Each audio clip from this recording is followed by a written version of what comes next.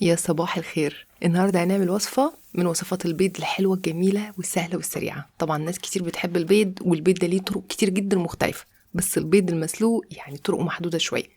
النهاردة وصفة تانية من وصفات البيض المسلوق. عملنا وصفة قبل كده ودي تاني وصفة، يعني منتشرة ان هي وصفة تركية بس مش عارفين، هي بصراحة طعمها حلو خلاص مش مهم. بس قبل ما نبتدي الفيديو، لو اول مرة تشوفوني، انا اسمي نادية، ما تنسوش تشتركوا في القناة ولايك وشير لو عجبكم الفيديو. هنبتدي اول حاجه طبعا بسلق البيض بتاعنا. هنحط ميه تغلي، نحط عليها معلقه صغيره من الملح، ونحط معلقه كبيره من الخل. خل ما بيخليش البيض يتكسر يعني، بس لو البيضه اصلا مشروخه يعني هيبان. دي واحده من البيضات هي اصلا مشروخه او مكسوره، فاول ما نزلت طبعا طلعت البيض بره، نشيلها ونحط بيضه تانية. انا اوريدي حطيت البيض المره دي في ميه بتغلي علشان خاطر احسب بالظبط 7 دقايق من اول ما انزل البيض، 7 دقايق بالظبط، وهيكون سوى البيض ممتاز تماما.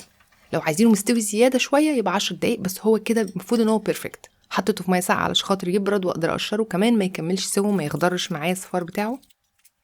وهو اوريدي بيتقشر بسهوله جدا لو اتسلق كويس، بيطلع بالقشره الشفافه بتاعته يعني بتحسوا انتوا كده ايه، بتقلعوها القشره كلها مره واحده. بصوا بقى، لو قطعناها من جوه المفروض ان بعد 7 دقايق يكون السوا كده، ده ممتاز. الصفار لونه اصفر ومن جوه لونه اصفر غامق، او يعني على اورنج شويه، مفيش اي لون اخضر، مش مخضره، لان الخضار ده بيكون معناه ان هو استوى زياده.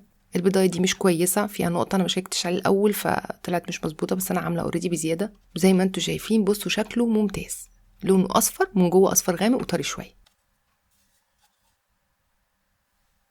هنحتاج قطعه زبده او سمنه مش هتفرق، ممكن كمان زيت، لو انتوا عاوزين تعملوه بزيت زيتون مفيش اي مشكله. على نار بس هاديه اهم حاجه، علشان خاطر الزبده ما تتحرقش وعلشان خاطر التوم كمان ما يتحرقش. هنحط عليها فص من التوم، هنهرسه ونحطه او ندقه في الهون او نبشره كده بالمبشره بتاعه التوم. اهم حاجه ان النار تكون هاديه علشان خاطر التوم يطلع ريحته ويستوي بالراحه، ما يتحمرش ويتحرق معانا.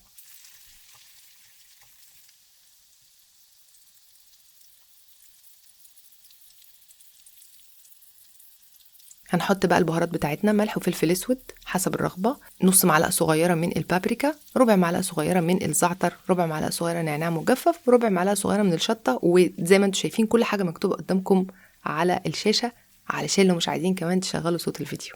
وبعد كده بنديلهم تقليبه كده بس يطلعوا ريحتهم، برضو على نار هاديه، ونحط البيض زي ما انتم شايفين كده. الفيديو ده صامت بدون اي صوت خالص وبدون اي تعليق على الفيسبوك للي بيحب الفيديوهات الهاديه والصامته. وبعد كده بنحط بقى شويه كده من الجبنه الموتزاريلا، عايزين تحطوا على فكره جبنه فته او اي جبنه حطوا مفيش مشكله. هنغطيها ونسيبها بس عشان خاطر تدوب على نار هاديه لمده دقيقه.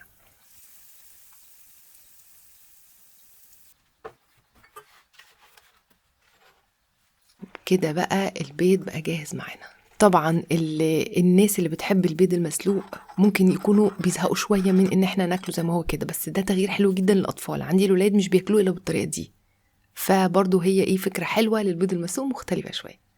وبس كده، اتمنى ان الفيديو يكون عجبكم، ما تنسوش تجربوا الوصفه اللي رايكم فيها، واشوفكم ان شاء الله المره الجايه فيديو جديد.